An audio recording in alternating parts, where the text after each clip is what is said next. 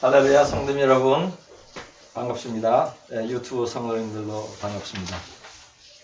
오늘 하나님께서 주신 말씀 이사야 41장 1절 2절 이사야 41장 1절 2절 말씀과 이사야 40장 9절 말씀 보겠습니다.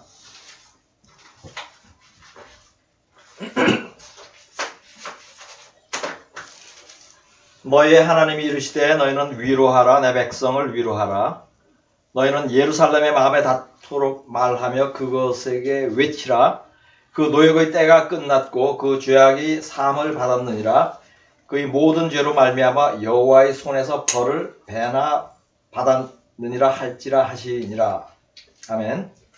다음은 이사야 40장 9절 말씀 보겠습니다. 아름다운 소식을 시온에 전하는 자여 너는 높은 산에 오르라 아름다운 소식을 예루살렘에 전하는 자여 너는 힘써 소리를 높이라 두려워하지 말고 소리를 높여 유다의 성읍들에게 이르기를 너희 하나님을 보라 하라. 아멘. 지금 이스라엘에서 전쟁이 벌어지고 있습니다. 오늘이 전쟁 50일째입니다. 현재까지 이스라엘 병사, 군인의 사망자 수는 392명이고 시민 사망자는 약 1200명입니다. 납치된 사람이 약 250명에서 300명입니다. 지금 25만 명, 이스라엘 인구 중에서 25만 명이 전쟁의 위험을 피해서 집을 떠나 있어요. 전쟁터 가까운 곳에 있는 사람들은 다 대피해 있습니다.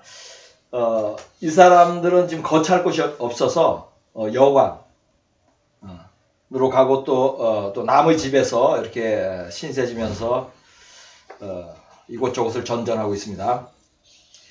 제가 단골로 이용하고 있는 그 호스텔, 이 호스텔은 이런 사람들을 위해서 숙박비의 10%를 이 사람들한테 기부를 하든가 이 사람들이 숙박할 때 이렇게 할인을 해준다고 해요. 제가 며칠 전에 그 숙소를 예약을 하면서 인터넷으로 예약을 하면서 제가 알게 되었습니다. 지금 그 숙박비가 아주 저렴한 그 여러 사람이 한 방을 쓰는 그 호스텔 그곳에 이스라엘 사람들이 지금 많이 모여 있습니다. 이들이 하루아침에 경제적으로 매우 궁핍해지고 또 지금 두려움과 근심으로 근심된 마음으로 절망하고 있는 것은 전쟁이 일어났기 때문이죠. 저희 교회 성도님들 중에도 6.25 전쟁을 겪은 분들이 있습니다. 이분들은 피난을 다녔고 그 전쟁 동안에 폭격을 피해서 숨기도 했었습니다. 그리고 저희 집안에는 이 전쟁 중에 죽은 사람도 있습니다. 이처럼 전쟁은 언제 어디서 어떤 이유로 발생하든지 비극이고 고통인 것입니다. 아마도 수많은 사람이 죽어가는 것을 당연시 여기는 것은 전쟁밖에 없을 거예요.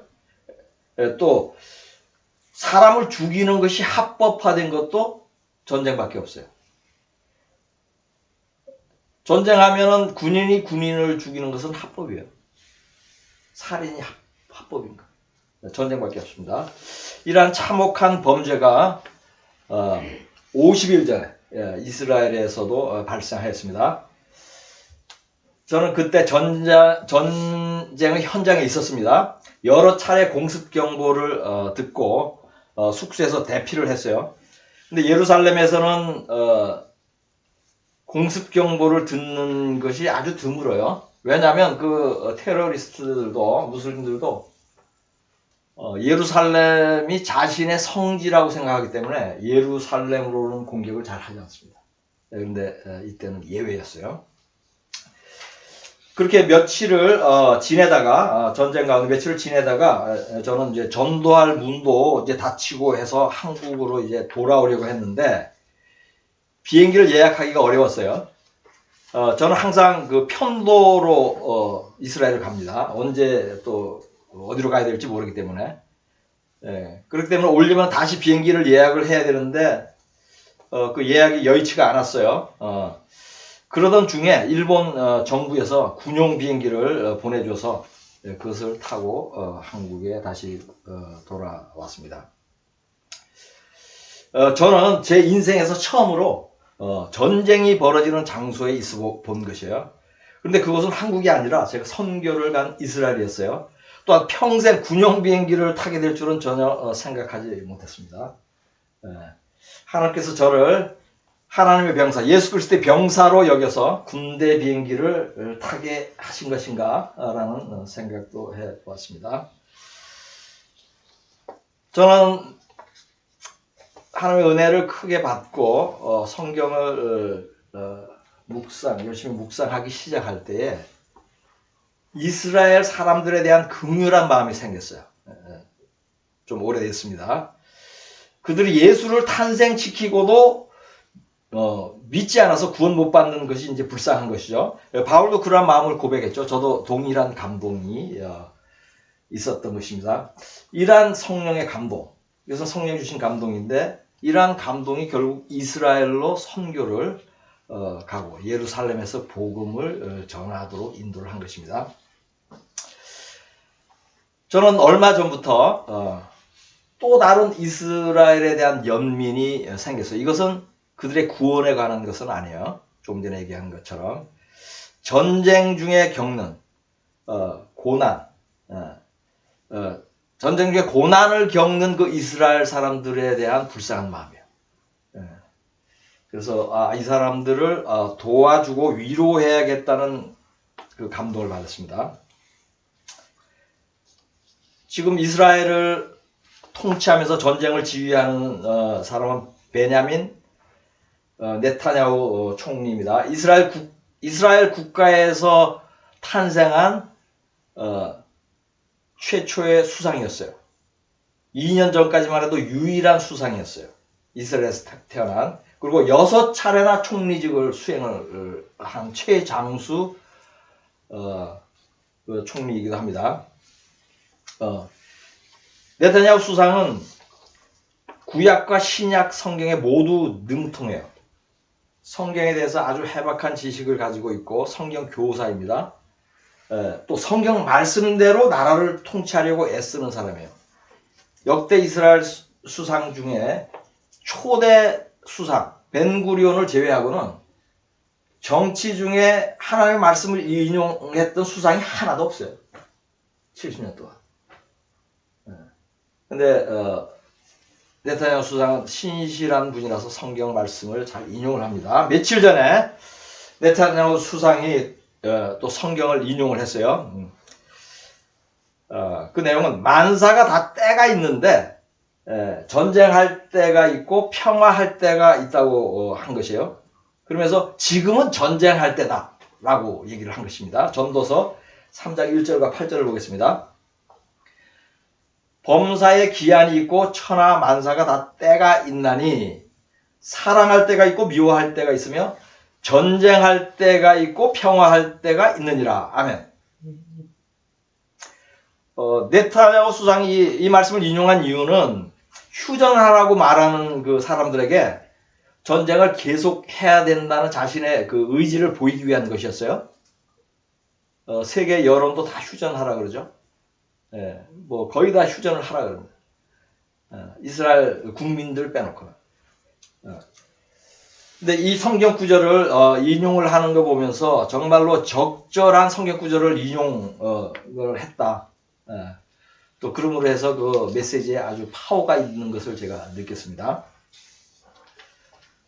하나님은 북이스라엘하고 남유다가 서로 싸우라 그랬어요? 평화하라 그랬어요? 평화하라 그랬어요?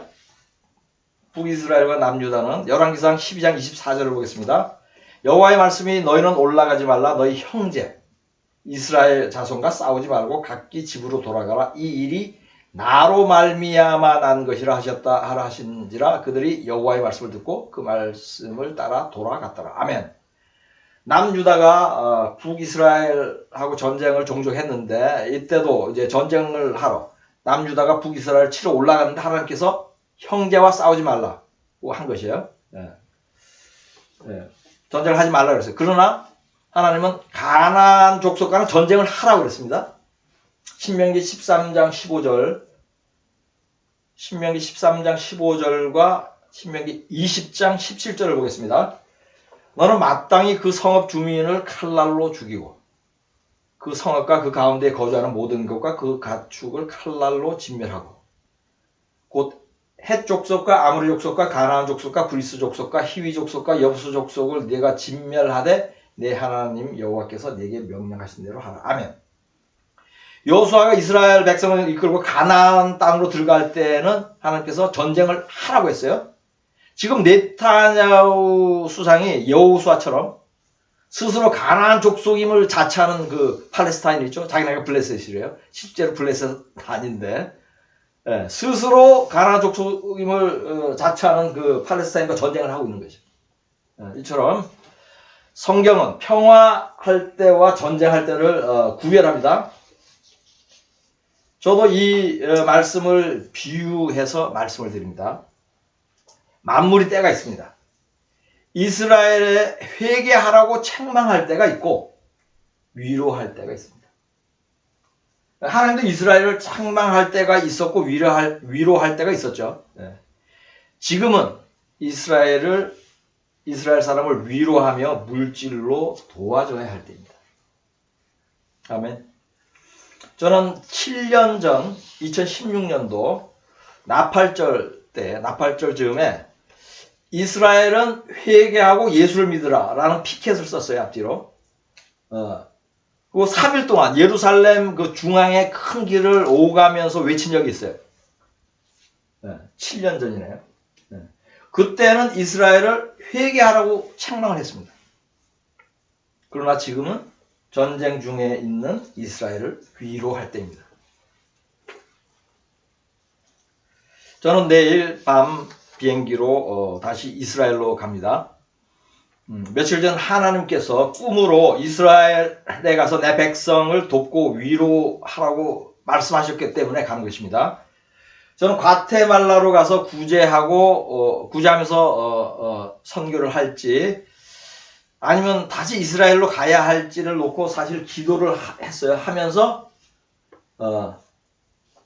하나님께 구했어요. 꿈으로 보여달라고 그랬어요. 근데 하나님께서 신실하게 하나님께서 꿈으로 보여줬어요. 이스라엘로 가서 도우라. 성경은 믿는 자들이 이스라엘에게 빚을 졌다고 말씀합니다. 이 빚은 복음과 구원에 가는 것입니다. 이스라엘에서 복음이 시작되었죠. 그로 인해서 우리가 지금 예수를 믿고 구원의 길을 가고 있는 것이에요. 그러니 이스라엘에게 은혜를 진 것이죠. 아멘. 로마서 15장 26절 27절을 보겠습니다. 이는 마게도냐와 아가야 사람들이 예루살렘 성도 중 가난한 자들을 위하여 기쁘게 얼마를 연보하였습니다. 저희가 기뻐서 하였거니와 또한 저희는 그들에게 빚진 자니 만일 이방인들이 그들의 영적인 것을 나눠 가졌으면 육적인 것으로 그들을 섬기는 것이 마땅하니라. 아멘. 저는 이방인들이 이스라엘의 영적인 것을 나눠 가졌대요. 영적인 은혜를 입었다는 거예요. 그러면 육적인 것으로 그것을 섬기는 것이 좋겠다 정도가 아니고 마땅하다는 거예요. 마땅히 그렇게 해야 된다는 것이죠. 지금이 바로 이 일을 할 때예요. 먼저 언급하였듯이 이들은 지금 정신적으로, 영적으로, 경제적으로 도움이 절실히 필요합니다.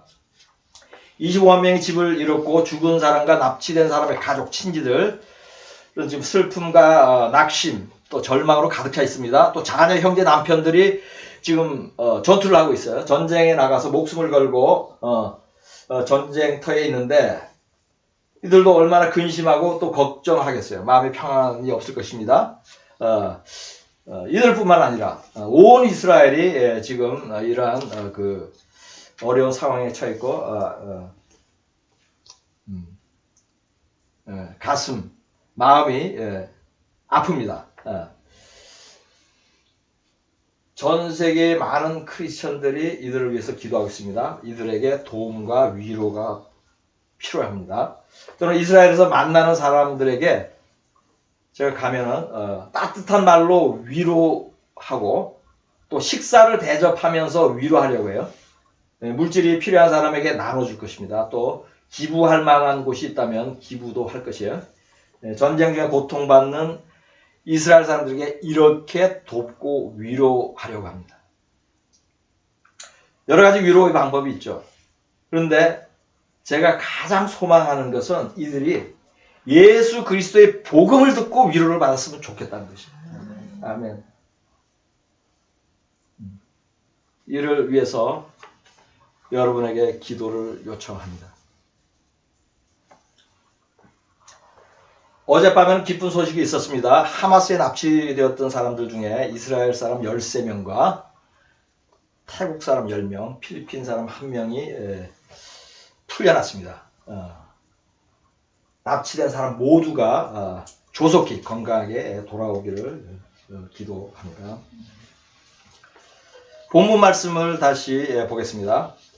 너희 하나님이 이르시되 너희는 위로하라 내 백성을 위로하라. 너희는 예루살렘의 마음에 닿도록 말하며 그것에게 외치라. 그 노역의 때가 끝났고 그 죄악이 사함을 받았느니라. 그의 모든 죄로 말미암아 여호와의 손에서 벌을 배나 받았느니라 할지라 하시니라. 아멘. 아름다운 소식을 시온에 전하는 자여 너는 높은 산에 오르라. 아름다운 소식을 예루살렘에 전하는 자여 너는 힘써 소리를 높이라. 두려워하지 말고 소리를 높여 유다의 성읍들에게 이르기를 너희 하나님을 보라 하라. 아멘. 이 말씀은 크게 두 가지를 당부하고 있습니다. 하나는 내 백성을 위로하라고 해요. 두 번째는 예루살렘의 복음을 전하라고 말씀하고 있습니다. 이 두 가지를 위해서 저희 교회 제가 가는 것입니다. 첫째 본문의 내용 내 백성을 위로하라는 말씀을 다시 조금 더 풀어보겠습니다. 이 구절은 유대인들에게 이제는 노역의 때가 끝났다. 고생을 많이 했다 이거예요. 때가 끝났고 이제 죄악이 사함을 받았대요. 죄를 많이 지었죠. 사함을 받았대요. 그렇게 전하래요. 그리고 이스라엘이 그간 지은 죄에 대해서 벌을 받았는데 벌을 배나 받았대요. 이 표현도 적절해요. 어떻게 보면 이방인들보다 더 벌을 많이 받았어요. 이스라엘 사람들. 그죠? 성경을 읽으면 우리가 그걸 느낄 수 있죠. 벌을 배나 받았다. 근데 이제는 그 죄가 용서받을 것이라고 그렇게 위로하라는 것이에요. 이게 뭐죠? 마지막 때의 위로의 말씀이에요. 이제 주님 곧 오시죠? 온 이스라엘 구원받잖아요. 그 말씀이에요. 위로하라는 거예요. 누구한테 하는 말이에요? 크리스찬들이 하는 말이에요. 예수 믿는 사람들에게. 위로하라는 거예요. 과거 유대인의 역사를 보면 그들이 벌을 얼마나 받았는지 알 수 있습니다. 성경의 역사 외에도 일반 역사를 보면은 정말로 인류 가운데서 가장 많은 고난을 받은 민족이 이스라엘이에요. AD 70년에 예루살렘 성이 파괴되고 멸망한 거 아시죠? 그때 110만 명 죽었어요. 칼로. 그리고 20만 명이 잡혀갔어요.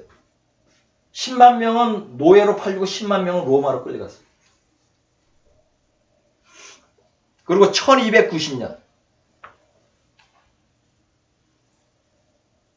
500 수십 년 전이죠. 아니죠. 700년 전이네요.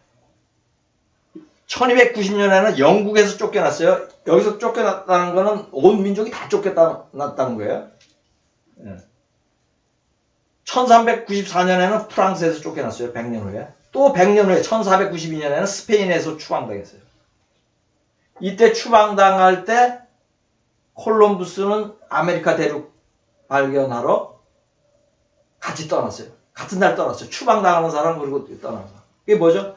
거기 제가 옛날 설교한 거 있지만 하나님이 이들을 추방하는 걸 보시면서 뭐예요? 이들이 나중에 다시 살 땅 아메리카를 발견하게 한 거예요.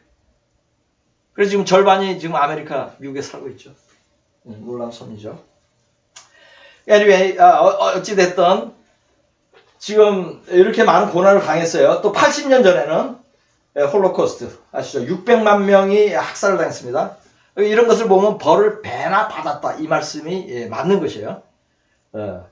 그러나 주님이 다시 오실 때는 이 죄가 사함을 받고 이스라엘이 구원을 받을 것이니 이러한 말로 위로를 하라는 것입니다.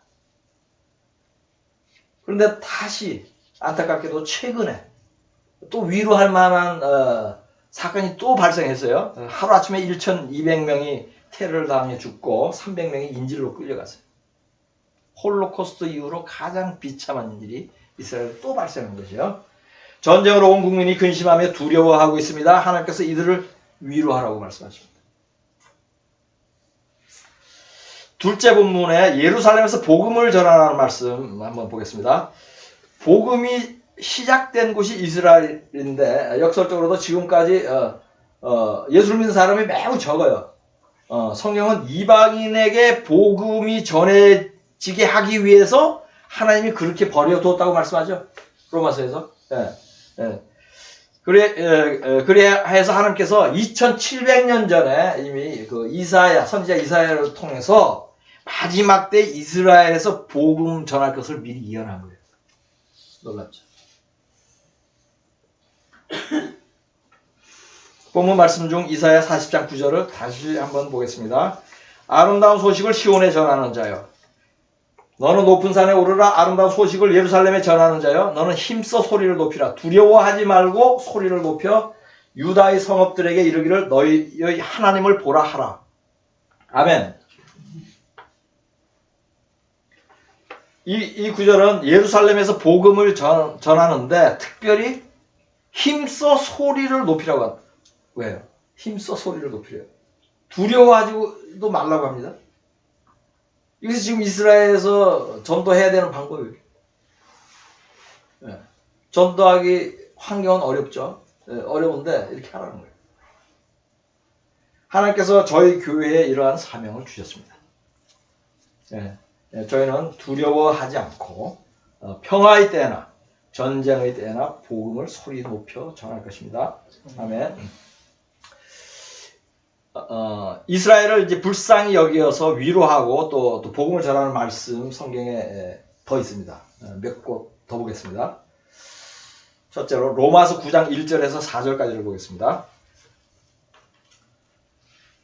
내가 그리스도 안에서 참말을 하고 거짓말을 아니하노라. 나에게 큰 근심이 있는 것과 마음에 그치지 않는 고통이 있는 것을 내 양심이 성령 안에서 나와 더불어 증언하노니, 나의 형제 곧 고륙의 친척을 위하여 내 자신이 저주를 받아 그리스도에게서 끊어질지라도 원하는 바로라.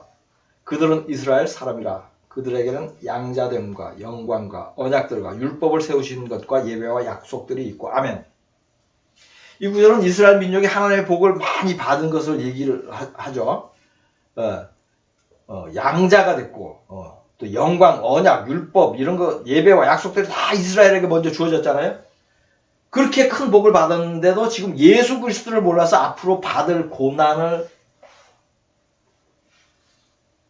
에 대한 그 영감을 바울이 받고 가슴 아파하는 거예요.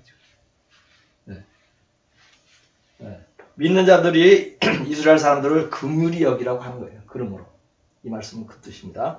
두 번째로 로마서 10장 1절을 보겠습니다. 형제들아, 내 마음에 원하는 바와 하나님께 구하는 바는 이스라엘을 위함이니 곧 그들로 구원을 받게 함이라. 아멘.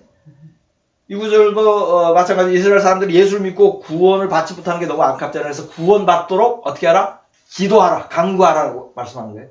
이스라엘 사람들이. 세 번째로 이사야 52장 7절에서 9절까지를 보겠습니다. 좋은 소식을 전하며 평화를 공포하며 복된 좋은 소식을 가져오며 구원을 공포하며 시온을 향하여 이르기를 네 하나님이 통치하신다 하는 자의 산을 넘는 발이 어찌 그리 아름다운가. 내 파수꾼들의 소리로다. 그들이 소리를 높여 일제히 노래하니 이는 여호와께서 시온으로 돌아오실 때에 그들의 눈이 마주 보리로다. 너 예루살렘의 황폐한 곳들아, 기쁜 소리를 내어 함께 노래할지어다. 이는 여호와께서 그의 백성을 위로하셨고 예루살렘을 구속하셨음이라. 아멘. 이 말씀은 이스라엘에서 복음 전하는 사람을 축복하고 있죠.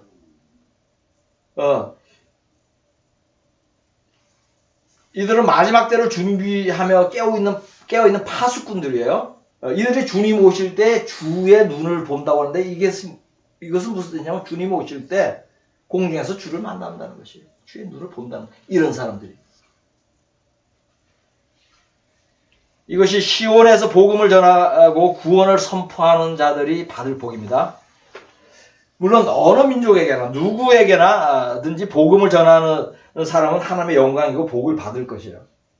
그렇습니다. 그러나 이 구절은 이스라엘에서 전도하는 사람들을 특별히 축복하는 말씀이에요. 본문의 끝부분에 여호와께서 그의 백성을 위로하셨고 예루살렘을 구속하셨음이라고 말씀하죠. 위로도 하고 구원을 하셨는데 이 말씀은 예수 그리스도의 복음을 들음으로써 위로받고 구원받는다는 의미죠. 네. 이 말씀이 제가 만난 유대인, 제가 만나는 모든 유대인들에게 응하기를 소망합니다. 아멘. 지금 이스라엘 사람들은 전쟁으로 인해 심령이 상해 있습니다. 근심하고 두려워합니다. 경제적으로 공경에 처해 있습니다. 먹을 것과 거처할 곳이 필요해요. 이들을 도와주어야 하는 것은 믿는 자들의 책임입니다. 교회의 사명입니다. 이스라엘의 빚을 갚는 것이며 은혜를 갚는 것입니다. 하나님이 기뻐하는 일입니다. 예수가 전해지는 좋은 기회이며 통로가 되는 것입니다. 이 전쟁을 통하여 더욱 많은 유대인들이 회개하고 예수 그리스도를 믿게 되기를 우리 주 예수 그리스도의 이름으로 축복합니다. 본문 말씀으로 설교를 마치겠습니다. 너희 하나님이 이르시되 너희는 위로하라 내 백성을 위로하라. 너희는 예루살렘의 마음에 닿도록 말하며 그들에게 외치라. 그 노역의 때가 끝났고 그 죄악이 사함을 받았느니라. 그의 모든 죄로 말미암아 여호와의 손에서 벌을 배나 받았느니라 할지라 하시니라. 아름다운 소식을 시온에 전하는 자여, 너는 높은 산에 오르라. 아름다운 소식을 예루살렘에 전하는 자여, 너는 힘써 소리를 높이라. 두려워하지 말고 소리를 높여 유다의 성읍들에게 이르기를 너희의 하나님을 보라 하라. 아멘.